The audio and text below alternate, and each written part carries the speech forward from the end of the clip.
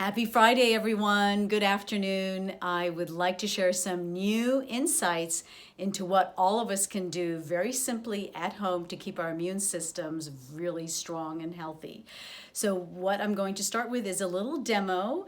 I have Philomena here in my office, and she's going to show you where the thymus, which is a very important immune organ, is located on the body.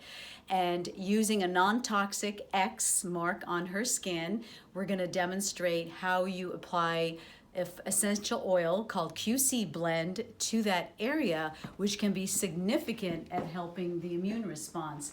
So Philomena is going to take a drop of the oil on just one fingertip and apply it to her X, and that's beautiful and that's perfect right in the middle of the X. And just do a circular motion for just 20 seconds. That's all you need to do. And then what you do is you actually remove the excess oil with a Kleenex, preferably an organic tissue, or Kleenex would be great. And do that 2 to 3 times during the day to help stimulate the immune response with the thymus gland. So that's a very simple technique that we can all do at home. So why is the thymus such an important immune organ, and nobody really talks about it? We produce white cells through our thymus gland. And what's significant about the thymus is that after the age of 65, it no longer exists. It completely disintegrates and becomes fatty tissue. At birth, it tends to be the largest and starts to decrease when we hit our teen years. So what we can do externally is through a healthy balance of essential oils, and my favorite one to use is called QC oil because it's a blend of 4 essential oils that can really help balance our immune system and the meridians of the body as well. So the thymus produces T cells or thymus cells. On lab work, you can get that tested through natural killer cells or CD4 cells or CD8 cells or the CD3 cells, and all that can be done at your doctor's office the next time you go for lab work. So the advantage of getting those tests done is that they're part of what we call the lymphocytes or the white blood cells. So when you do a CBC or a CBC with differential, we're looking at all the red blood cells, we're looking at all your white blood cells. But that will give us an indication of where your immune system is at. So the higher you are in the range, the stronger your immune system is. And if you tend to be on the lower end of the range, there are things that we can do nutritionally to help increase the function of those cells, to bolster your immune response. So, remember, in medicine, we have drugs to help with diabetes, with heart disease, with cancer, but there are no drugs that help improve our immune response. This is why we need to really focus on doing lifestyle changes, minimizing exposure to toxins, in our day-to-day living. It's really all about how we can take care of ourselves to the utmost. So some of the other things we're now finding out to help bolster the immune system and keeping our immune system strong is that all the hormones, whether it's DHEA, whether it's progesterone, whether it's testosterone, and you name it, any of these hormones will actually help fight off and ward off diseases. But even more important is actually melatonin. So most of us know that melatonin helps us go into that deep sleep, but recently researchers, and one of my favorite researchers in the field of melatonin work is Dr. Pierre Pauli over in Europe. And he has found that melatonin can actually improve the function of the thymus gland. And it also helps regenerate all the organs of the body.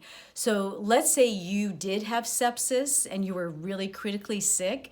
If your melatonin levels were really sufficiently high, you would be able to actually overcome the sepsis.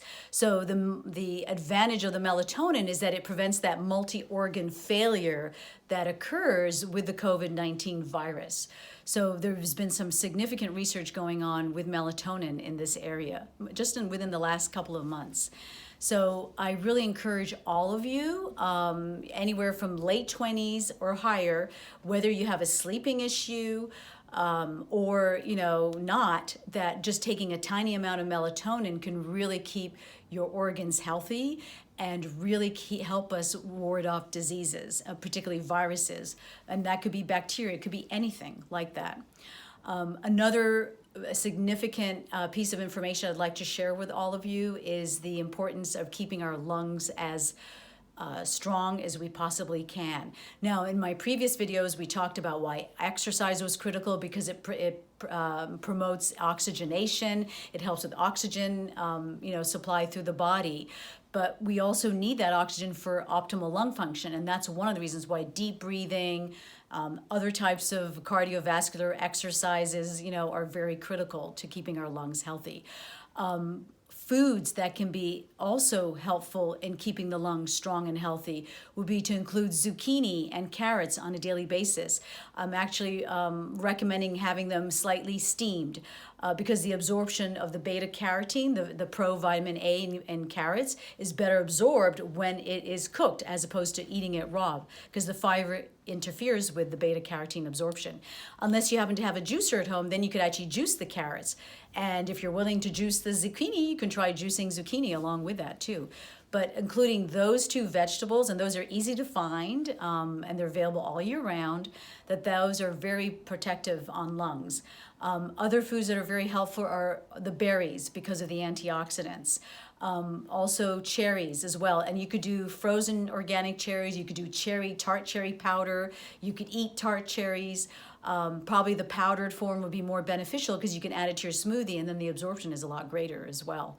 I also would recommend lentils and legumes and beans, because we're now finding out that those are very beneficial at keeping our lungs and our lung tissue very strong.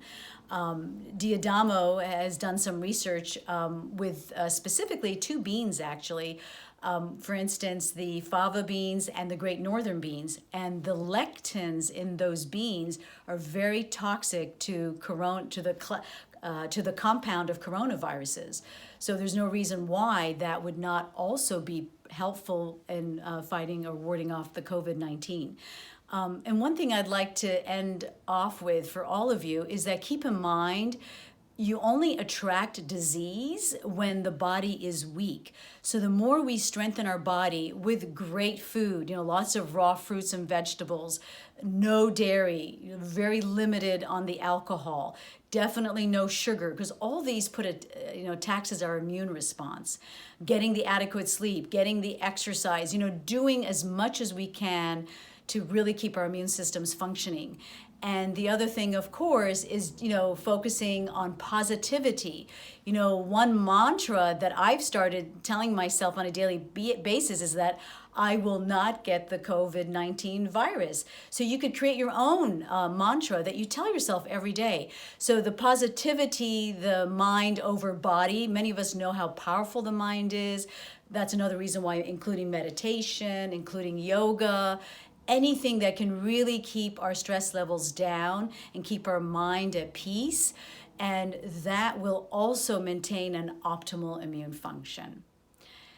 So with that, I wish you all a wonderful weekend. Please get out, please enjoy the beautiful spring, get lots of exercising. Oh, and I have one more thing I want to share with you. I just remembered. It is very important that we actually do what they call forest bathing. How many of you have heard of forest bathing? So forest bathing is actually hiking or being in the forest, and we're talking about a real forest, for a minimum of 2 hours. And if you can do 2 hours back to back, let's say a Saturday, Sunday, what they have found is that your natural killer cells in your blood will actually be maintained at a very high level for up to a month. So even if you did one weekend a month to go somewhere where there's a forest that you can walk in, that will significantly improve your overall immune response. All right, many thanks, and stay safe, and I wish you all a blessed weekend. Thank you.